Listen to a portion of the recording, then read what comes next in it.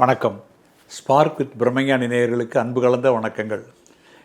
மரணமில்லா பெருவாழ்வு அப்படின்னு சொல்லும்போது ஒரு சில பேர் அது மரணமில்லா பெருவாழ்வுன்னு சொன்னவங்க எல்லாம் மறைஞ்சு போயிட்டாங்களே அப்படிம்பாங்க. மரணமில்லா பெருவாழ்வுன்னா நம்ம இறந்து போகிறது கிடையாது. எவ்வளவோ வருடங்கள் முன்னாடி அவங்கெல்லாம் இறந்து போயிருந்தா கூட அவங்க இன்றைக்கும் அவங்களுடைய கருத்துக்கள், அவங்களுடைய அறிவுரைகள், அவங்க சொல்லிட்டு போன வாழ்க்கை முறைகளை நம்ம ஃபாலோ பண்ணிகிட்ருக்கோம் இல்லையா? அதே மாதிரியே கவியரசு கண்ணதாசன் சொன்னார், நான் நிரந்தரமானவன் அழிவதில்லை, இந்த நிலையிலும் எனக்கு மரணமில்லை அப்படின்னாரு. அவர் இறந்து போயிட்டாரே அப்படின்னு சொன்னால் அவர் 52 வயசில் அவர் இறந்து போயிட்டார்.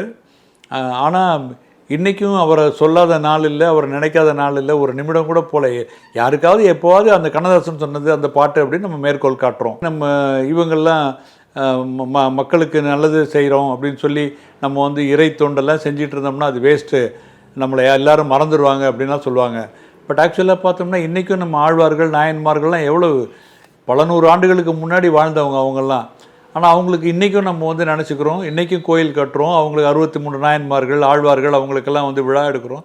அவங்க இன்றைக்கும் நின்று நிலச்சிருக்காங்க. ஏன்னா அவங்க மக்களுக்கு தொண்டு செஞ்சதுனால தான்.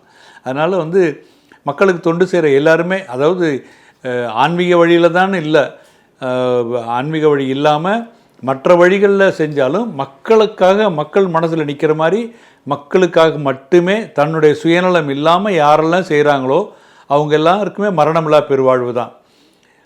மார்க்ஸு, லெனின், யாரை வேணாலும் எடுத்துக்கோங்க, அவங்களாம் தனக்குன்னு வேணும் அப்படின்னு சொல்லிட்டு எதுவுமே பண்ணல.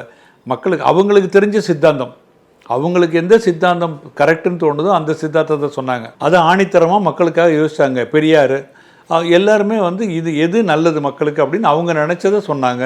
இன்றைக்கும் வாழ்ந்துக்கிட்டு இருக்காங்க. ஸோ நம்ம மரணமில்லா பெருவாழ்வு அப்படின்னோம்னா சாகவே மாட்டோம் அப்படிங்கிற மாதிரிலாம் இல்லை. மனிதனாக ஆஸ் இட் இஸ் ஃபிசியலாஜிக்கலாக மனிதனாக யாரெல்லாம் பிறந்திருக்காங்களோ அவங்களாம் மரணம் அடைவது தான் இயற்கை. ஆனால் அவங்களுக்கு பிறகும் அவர்கள் விட்டு சென்ற சித்தாந்தங்கள் வாழ்ந்துக்கிட்டு இருக்குது, அவங்கள நம்ம நினைவு கூர்ந்துக்கிட்டு இருக்கோம் அப்படின்னோம்னா அதுதான் மரணமில்லா பெருவாழ்வு.